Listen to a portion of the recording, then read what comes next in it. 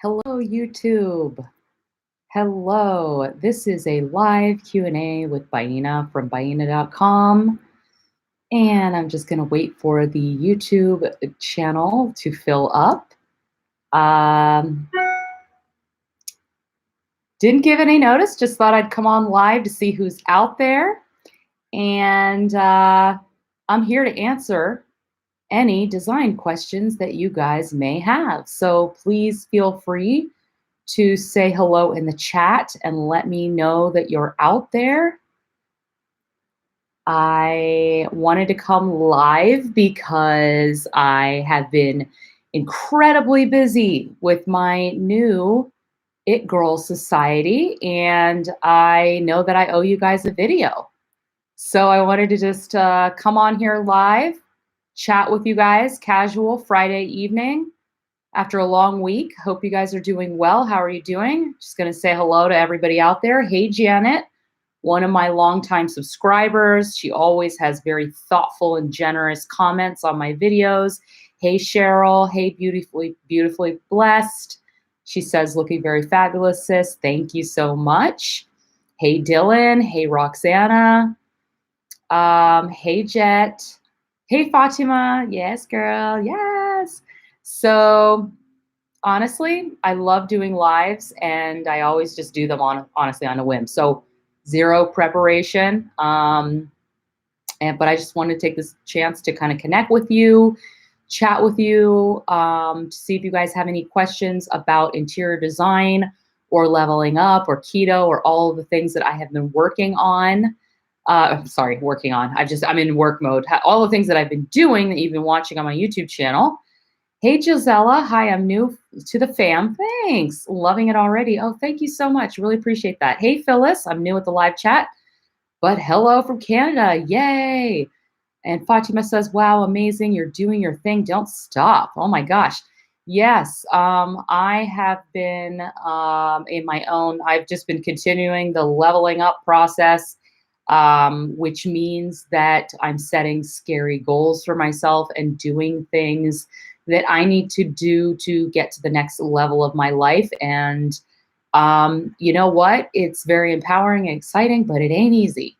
But I realize that I need to do these things if I want to step into this new vision of myself and really make some long-lasting changes. And hey, Marianne, and Janet says, what do you eat in a day? Looks like I have an Arabic friend. He said something to me in Arabic. I don't know what that means, but hello. Nice to have you here. And yeah, I'll get into keto. So I am actually, oh my God, on September 28th will be my 1-year keto anniversary. Amazing. I have lost about 40 pounds, which kind of is a lot, but then at the same time doesn't seem like a lot, but it is a lot. And I have really transformed my body, and I'm feeling amazing, and I'm still really going strong. I have to say that the keto diet is something that has really worked for me. I don't feel like it's a particular struggle to do it. I'm in the flow. I definitely don't do it perfectly. Have I eaten today? What did I eat today?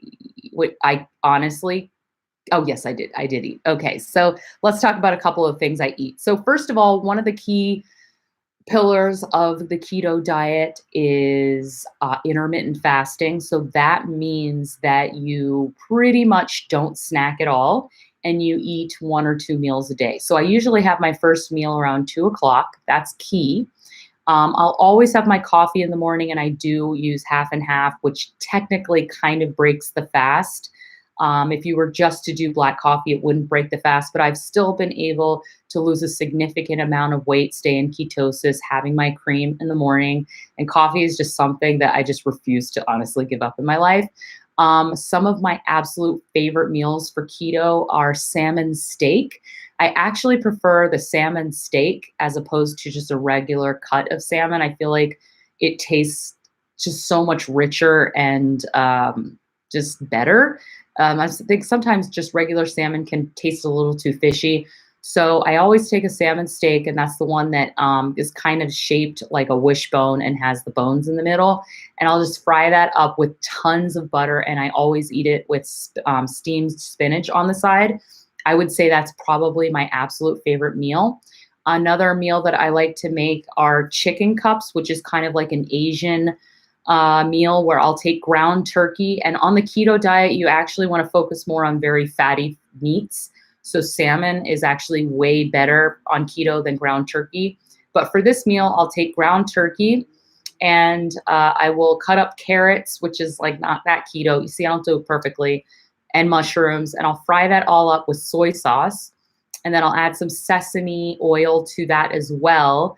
And then once that's all marinated and cooked, I will just eat that on iceberg lettuce, sprinkle a little bit of sesame seeds on the top, and eat it with sriracha. That's a really delicious, delicious meal. What else am I eating lately? What I'm going to tell you is not keto, though. I'm eating fried chicken. I love fried chicken. That is my cheat meal. You're really not supposed to cheat on keto, but I love to get chicken tenders at the grocery store, fried chicken, and eat that with just cucumbers sliced up in ranch dressing. So those are some of the meals that I eat. I would say I have a very American palate. It's not a sophisticated palate. It's just what I like. So I try to recreate the things that I used to eat when I wasn't on keto in the keto way. I also make mozzarella sticks, which you can just take cheese sticks and then use a combination of coconut flour, almond flour, and eggs, and Italian seasoning. Fry those up, and you've got your mozzarella cheese sticks. I also eat tons and tons and tons of salads. Vegetables it's a high fat diet, and you need a lot of vegetables with it, and then you eat a moderate amount of meat. Did you experience the keto flu or rash at any point? You know what, Althea? I did experience both of those. So at the beginning, when you are adjusting to keto, for the first 2 weeks, it is a little bit hard because you're trying to get off the sugar. So there's some withdrawal feelings there. And you're adjusting to not eating so much throughout the day.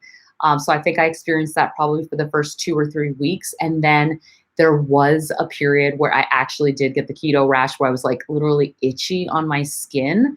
And it's been so long since I've kind of like revisited the beginnings of keto. I think it was the toxins leaving my body that caused me to like have that rash. But now I'm just really in the maintenance mode. It's very second nature. I don't really ever feel like I am on a diet, honestly. It works for me. I never feel bloated. I never really seem to overeat. Also, for alcohol is not totally keto, but I do go out, I do drink. And so my drink of choice is vodka soda. It's like totally no sugar.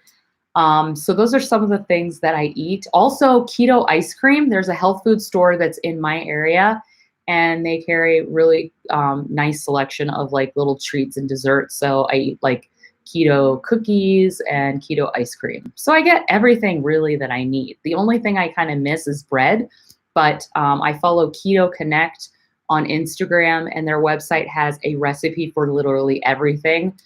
So on the off occasion that I want bread, I make keto bread. I've made keto bagels with the seasoning and everything with the sesame seed. I can't remember what it's called, but bagels. So there's really a recipe for everything for keto. Ruth just says, "Happy Friday! Just joined in. So glad to have you, Ruth." Did you use anything to substitute when you had those sugar pains? Yes, absolutely. I either make whipped cream using heavy whipping cream and a little bit of stevia and just using a handheld blender to turn it into whipped cream. Sometimes you can add chocolate powder to that to make it like a chocolate whipped cream, or sometimes I just literally buy a can of whipped cream and eat that with strawberries. So like I said, I haven't done it perfectly, but I've been able to lose 40 pounds, and my weight loss now is kind of like at a standstill. I have kind of just been like maybe going down like a pound or two in like 2 months, something like that. However, I did recently buy this really beautiful feminine dress, which you can see on my Instagram, from And Other Stories, which is a really nice brand. And I think their clothes run a little small. It's a size 8, and when I bought it, I couldn't really get it zipped up in the back, to be honest. And then it took me in 2 weeks, I can now zip it up, and I only lost 1 pound. So on the keto diet, you're not always losing weight, but your body is still changing. Your body is still getting smaller. And the thing I love, and also like my skin, I feel like my skin has improved, and I just feel like all around keto has given me a more youthful look and appearance and feeling. And last week, when I was on my way to work out, I was walking and I was like, oh my God, I don't think I can feel my thighs. Like I had to literally look down. I was like, I don't think they're like touching anymore. Oh my God. So that was really fun. I also do bar method, which is a pretty vigorous and intense workout. It's a very feminine exercise. You do it at a bar, like a ballet bar, and it's a lot of like tiny isometric exercises. And I highly recommend you try a bar method class if you're interested in creating a long, lean, dancer like body, which I feel like is a very beautiful body shape for women. Someone asked me, I know sugar is processed. Have you eliminated sugar entirely, or do you use it in moderation? I do not eat any sugar at all. However, because I don't do it exactly perfect, there is sugar in a lot of things. Like I use the most low carb, dressing. Like I think it's Ken's buttermilk ranch dressing. It's the best one out of all of them. There's always going to be a little bit of sugar in anything that's processed or, just in a bottle or can or something like that. But yeah, I don't ever eat sugar. I don't eat bread. I don't eat donuts. I don't eat anything like that. And coconut sugar, I've never had that. No, I didn't even know it existed. But yeah, zero sugar, because I'll just do stevia or something. No organic sugar either. No sugar. Like I literally just eliminated that from my life. If you're like another thing, I like bacon and eggs, like turkey, bacon and eggs. That's like a really like easy meal when you just don't feel like cooking. Shelly just said, I need to lose 150 pounds. How does one get started on the keto diet? My recommendation to you would be to go to Dr. Berg, Berg, his YouTube channel. He has about 2 million subscribers. He has the kindest and most amazing personality, and he explains everything. And he is how I got started. If you literally just say Dr. Berg Keto, where to start, he has the video for you for where to start at the beginning. Janet just said, I've been following you for the last 2 years. You look fantastic. You go, girl. Thank you so much. I feel fantastic. And I'm so grateful that I started this journey a year ago. And at that point, a year ago, I just felt like I was in a place where I was going to be 40 soon. And I was feeling like, okay, I've been on a certain path in my life for the past 10 years.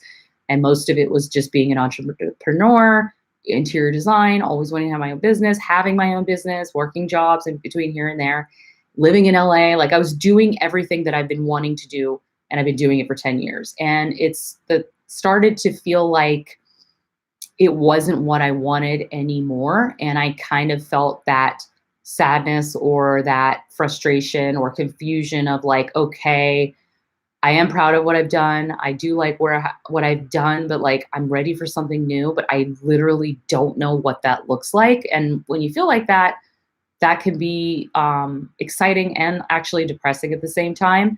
And so the only thing that I kind of was ready to face was the fact that I knew that I wanted to lose weight.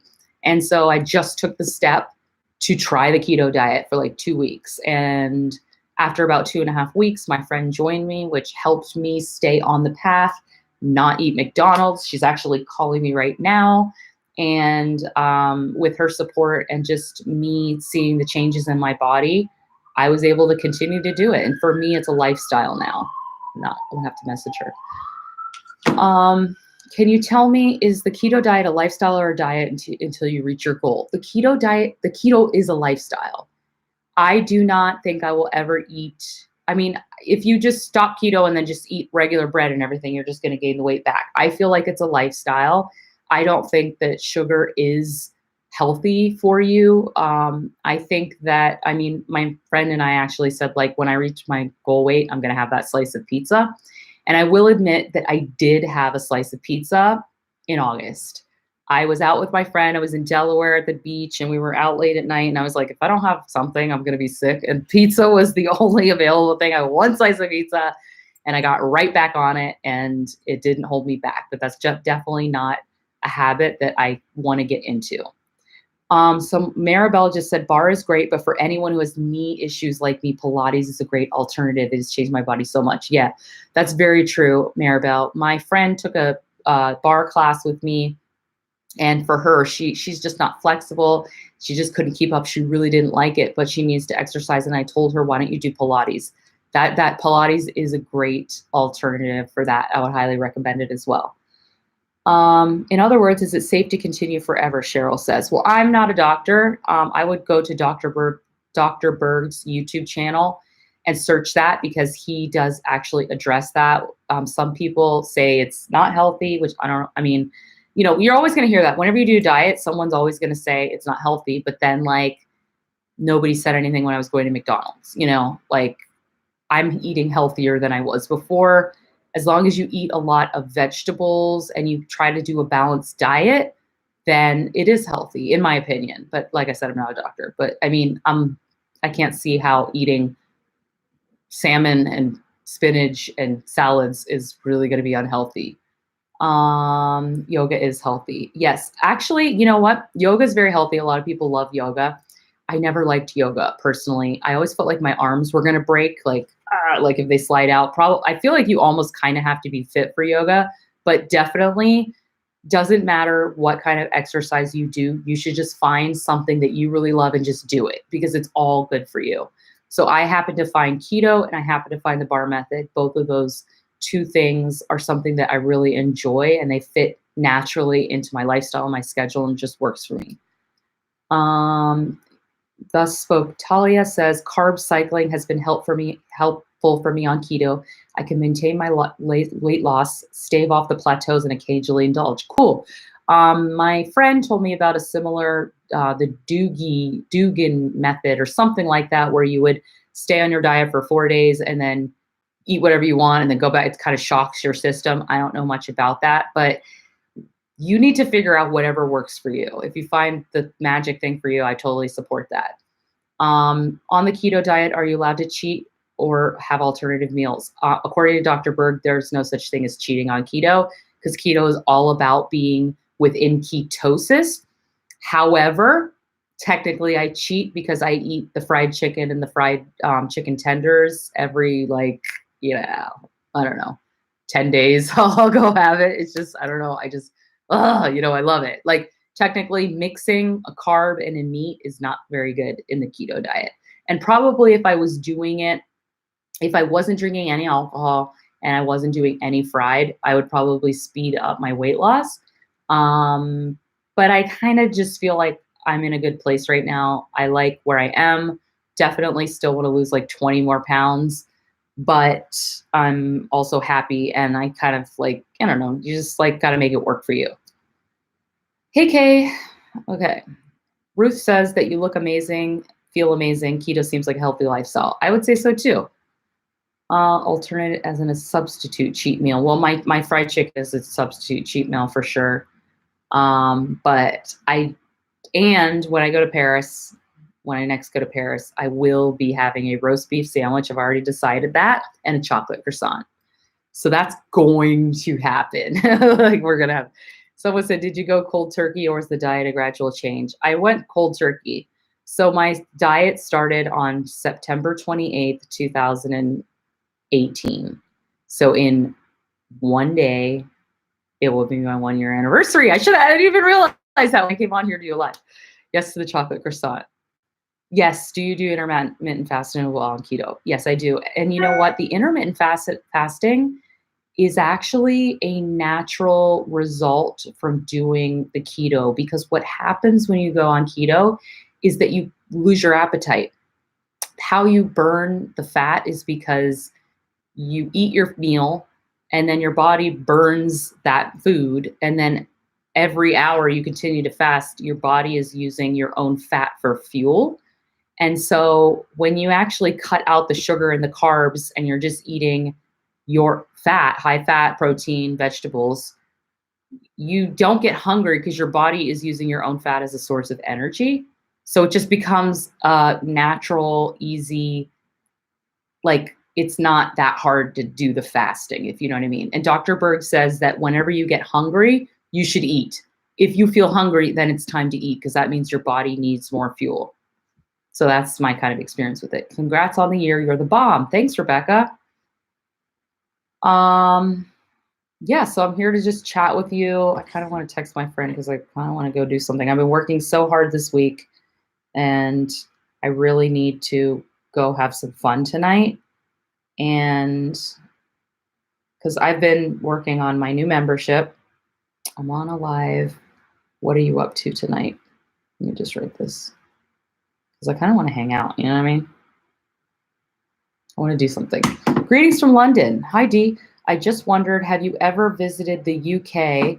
Do you admire European design? Thank you. Yes. I'm going to answer that in a second. Let me just, oh, she just called. Okay, she hung up. I have been to London and Paris, Berlin, Zurich, and Italy. Those are the places that I've gone, and I absolutely admire European design. For those of you that don't know me very well, my favorite design style is what I call Parisian style interiors. It is a very specific aesthetic. First of all, I love the feminine, classical architecture, and I just love that as a backdrop, number one, because honestly, you could put anything in there. You could put like a ripped sofa in there and it looks beautiful, and I love mixing classical with modern. I love eclectic spaces, slightly minimal, and yeah, Europe is an incredible inspiration for design. It's always, travel is always great. You know, it's always a, you know, inspiring way to just be introduced to different styles, materials, and movements for sure. QT says, sounds great. I want to try it out. Christina says, do you have plans on doing a living room tour update? Oh my God, Christina, I'm so sorry. So right now where I am with my house right now is that I love my bedroom. It is absolutely beautiful. And I love my office. It really works for me. My living room is like halfway there. And that's kind of why I didn't do an update yet, because I'm still like a perfectionist and I just like, it's hard for me to share something that's not fully done. So not yet. Oh my God, I'm so sorry. How do you store your favorite magazines? Well, I used to have a million gazillion magazines. And what I found was that I think when you save too many, they just become a dust cluttering situation. So one day I just went through, because I love Domino magazine from like 10 years ago. That was my favorite magazine. And I had like 50 copies of it, different, you know, whatever. So I went through those magazines. I just like put on a movie and got all of my magazines out and went through the magazine. I ripped out all of the inspiration that I loved, all my favorite, and I put it in a big book. I have a couple of them. I have a few like design swipe files of all of the images that I just love. And then I threw away all the magazines. And then I just have like a smaller stack like this that I just saved kind of more current magazines so that I just wouldn't have so much clutter. And then I would also have an easy way to reference the best images that inspire me.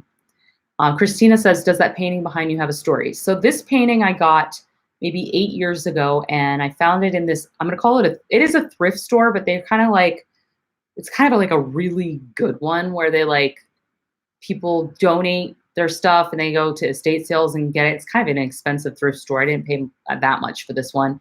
And I just loved it. And it honestly reminded me of my hair. And I just love like feminine colors. And it's actually a really nice oil painting. And I love the frame and everything, the scale. And I just bought it and it kind of looked like my hair when my hair was curly. So there's not like a big story behind it, but it's something that I've held on to for like 7 or 8 years. Where do you find your paintings? Oh, it's so hard to find art that you love at like reasonable prices. So that one I found, I'll show you the other one that I found at the same store. Okay. Not everybody is going to understand my art because it's a very personal thing. This is the other one. I love these oil paintings that are done in bright modern colors. I feel like it's hard to find this guy.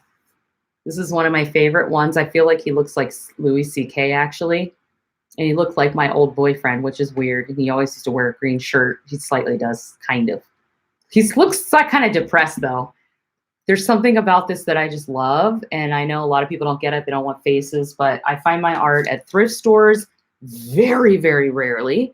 Very, very rare. It's so hard to find good art at thrift stores. But this one, like I said, is more of an upscale vintage shop, vintage shops and flea markets. That's where you find art, unless you want to like go to a gallery, but like whatever, you know. Okay. She's just, I might not have to be, I can't, might not have to be long. Okay. Oh no. Oh, okay. She says come over, but she's going to drink at our place. I wish I was going. Okay. I knew you were going to bring him out. Hello, high school. Yeah, exactly. I'm from the Caribbean. Have you ever done any home in a Caribbean style? And what is that design called? No, I haven't done anything in the Caribbean style. I don't know. What is it called? Tropical style, island style. I mean, it could be anything. It doesn't have to be like kitsch. It could be like, you know, a mixture of tropical inspired with colors and materials that would be appropriate in a warmer climate, but like reinterpreted based on that person's unique style and space.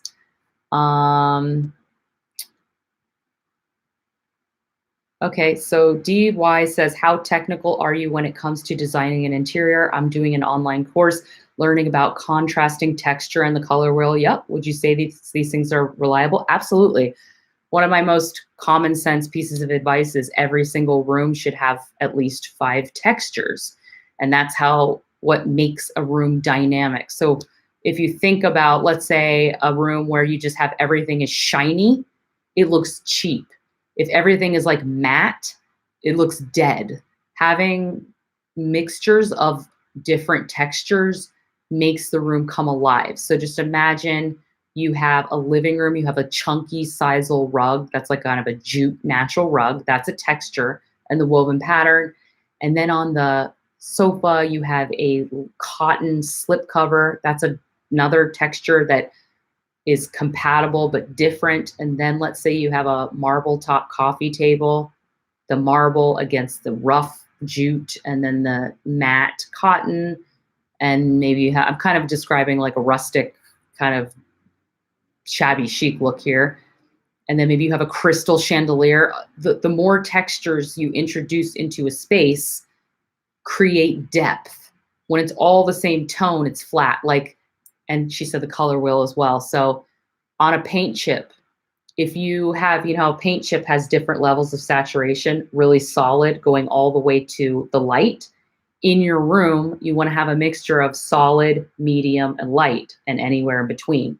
If every single color in that room, on the window treatments, the wall color, the pillows, the bedding, were all the same level of saturation, it would just look, it would just be completely flat and weird, if that makes sense. Ruth says, I love that you share this. I never knew until I watched your videos, and it's changing my spaces for the better. Thank you so much. You know, I've really developed a specific style in terms of how I think about design. And over the years, I have just realized that I have a unique talent to be able to explain design information in an easy to understand way and break it down. That just came, I didn't know that going in. Like, I just realized I've always been a really good teacher. And even when I was in design school, I was a tutor. I tutored a couple of different design students, my peers, in drafting, hand drafting, AutoCAD, perspective drawing. Like, I just like had like a little clientele.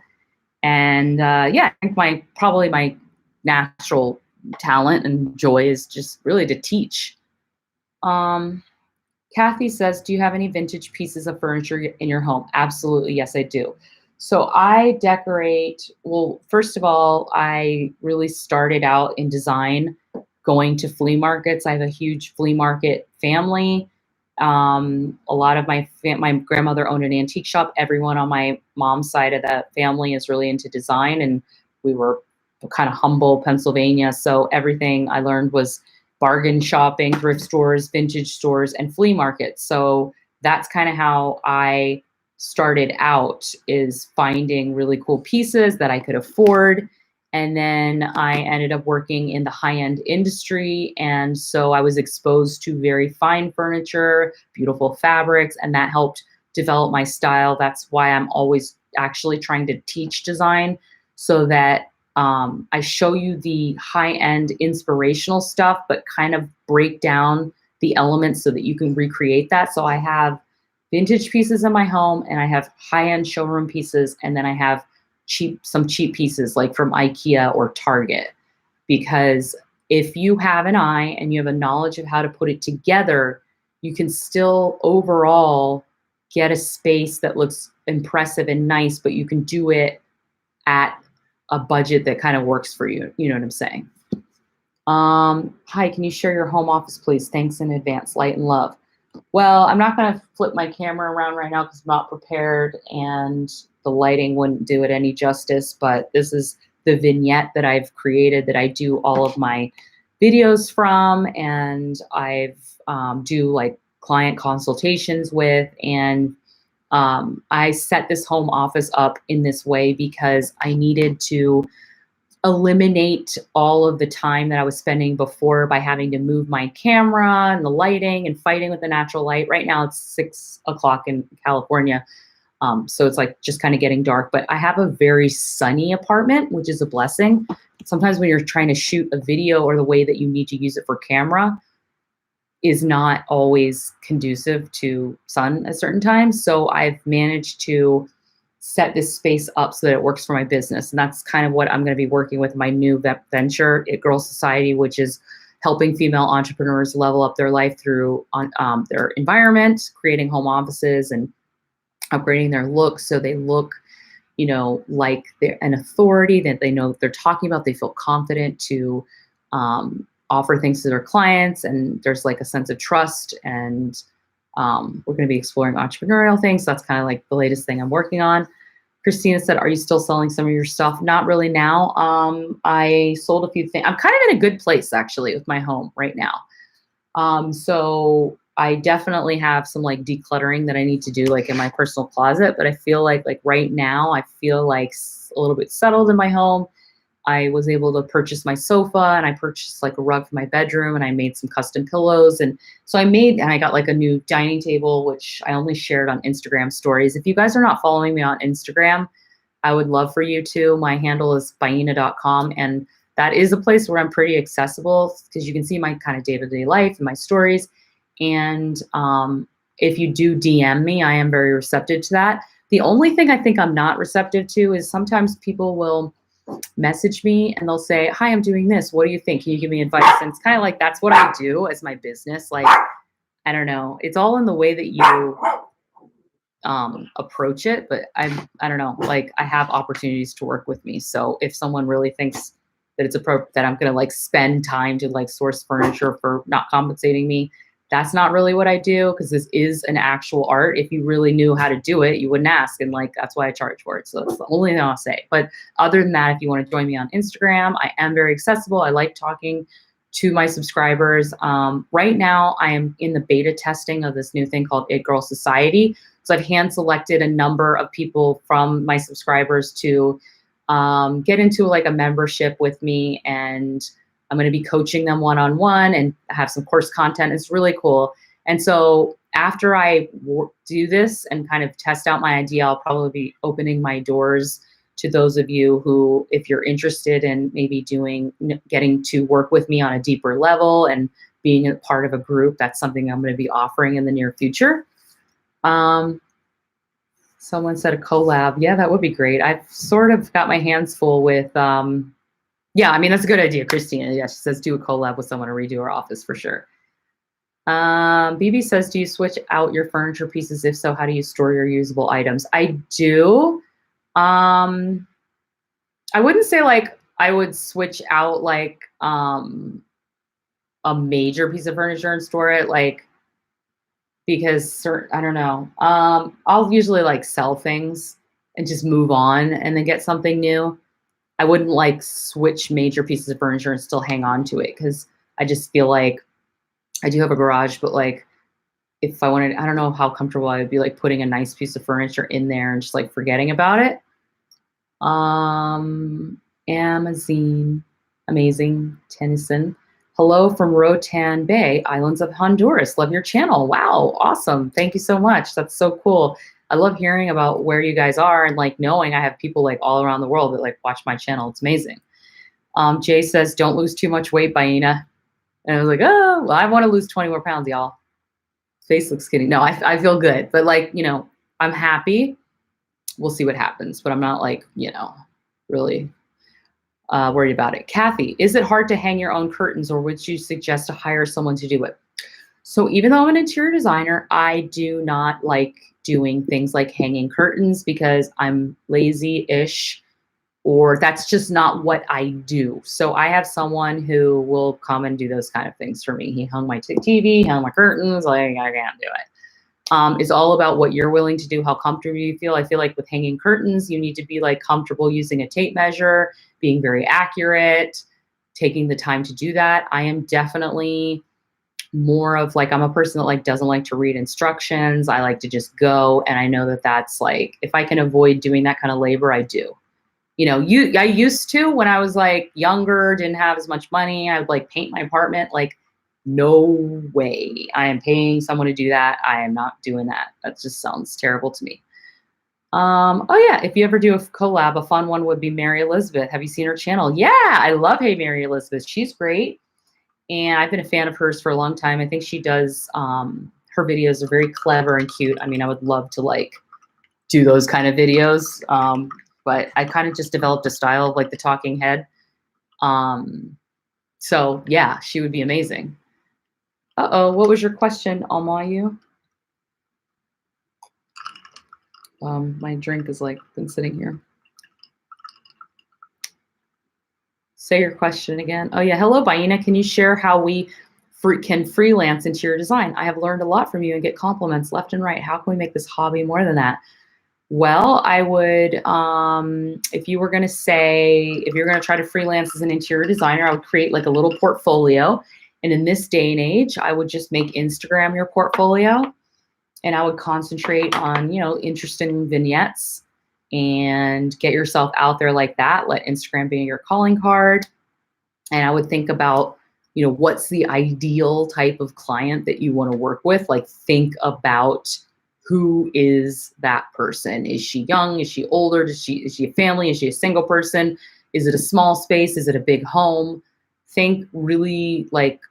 Think a lot about like, what's that client? And then think about like, what is the thing that is easiest for you to do? Like, what's the most natural talent that just comes really easy? So in my career in interior design, because you can literally, there's so many different paths you can go down as an interior designer. So for me, I found myself constantly working for furniture designers, like really important, like furniture brands, like high end. I never planned that. It's just what happened because I had really good space planning skills. I had some furniture design skills, and I was really good at picking out fabrics. So I ended up doing showrooms, and like kind of setting those up and like learning all about that. And like, I was just like detailed, and I was a very good project manager. So I really love doing floor plans. I really love space planning, and it's easy for me. So yeah, I mean, that's kind of how you do it. Start your Instagram as your portfolio, focus on showcasing to your ideal client what you are good at and what you love to do. And that's your marketing tool. And then you just figure out a package, keep it simple, create one package, and offer it to people when they ask. That would be my advice. Do you dabble in feng shui? Absolutely. A lot of my work is inspired by the ideas of feng shui. Actually, I pulled out two of my favorite books. So this is one of my favorite books, Feng Shui and How to Look Before You Love. I've talked about this before on my channel. This book is broken and the pages are falling out because I've referenced it so much. And the basic idea that I always have about interior design is that your home is a mirror of your emotional state. Because if you think about it, your home is a reflection of your lifestyle, like how you actually live, what you do, the things that you're attracted to, your routines, your patterns. And so if you don't like something about your life or there's a blockage in your life, it can usually be seen somewhere in your home. So if you want to change your life, change your home. That's kind of how I've always looked at it. So I was just making, I did a video about clutter, the emotional reasons behind clutter. Not reasons, but like depending on where you have clutter can indicate different emotional issues. That's the kind of stuff that this book talks about. It also talks about the Bagua. And so I always think a lot about symbolism in the art. And I've actually had discussions about this painting before because it's like this guy sort of looks depressed. Like, but I just love him so much, can't get rid of him. But like, yeah, this would be like, well, I don't know, maybe this is a red flag to some people, but to me, there's something about it that I just really love. But like, yeah, symbolism in your home. What are some of the trends you're expecting into 2020? I don't know. I mean, right now we're really still in this contemporary modernist vibe where everybody is like doing modern and they're doing like kind of like 80s, but really cool. And I almost already myself, I love it, but I kind of feel like I'm like going kind of a little bit away from it and wanting to go back to a little bit more mix of it, not so much. So seems like dark colors are coming back, like dark walls, jewel tones, bold color combinations.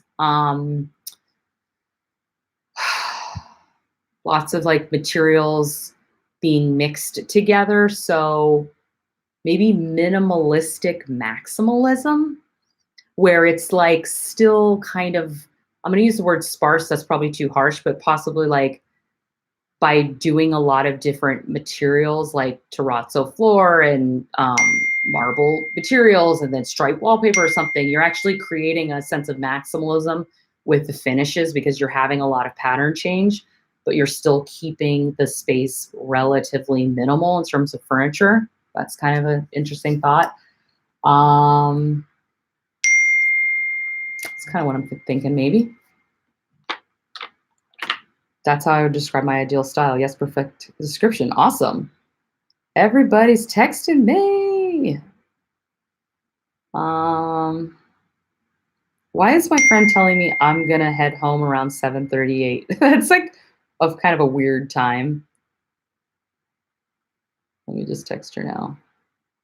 Oh, except if I go meet her for our happy hour, that means I'd have to take my dog because I have to take him with me to her house. So that's kind of weird.